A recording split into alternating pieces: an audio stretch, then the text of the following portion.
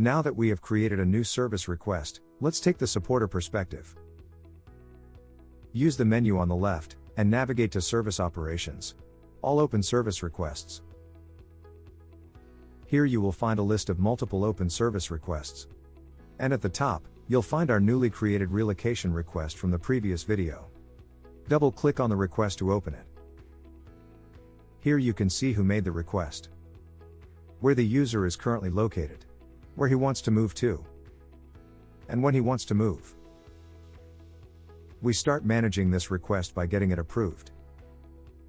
Go to Actions, in the upper right corner, and select the option, Start Approval.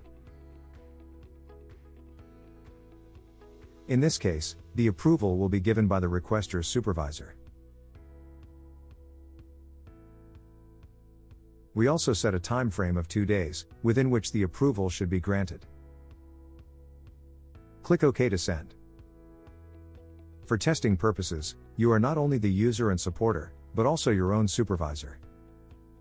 To approve your request, click the bell icon at the top.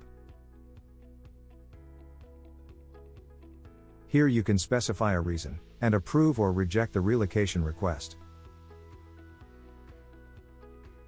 In this case, we choose to approve, and navigate back to our list of open service requests. Now that we have approval, we can edit the request by clicking Edit, and changing the status to Active.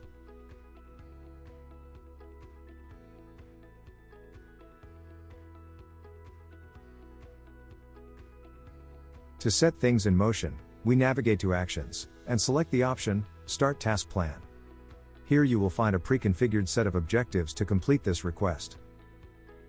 You can learn more about task plans in one of our upcoming videos. To conclude this video, let's take one last look at the relationship overview, to see a visual representation of the service request. You can see the requester, the approving supervisor, and the responsible department.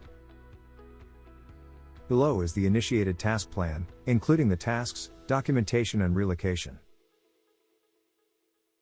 For now, have a look at the other service requests to get more familiar with the software. And as always, if you have any questions, please don't hesitate to contact us.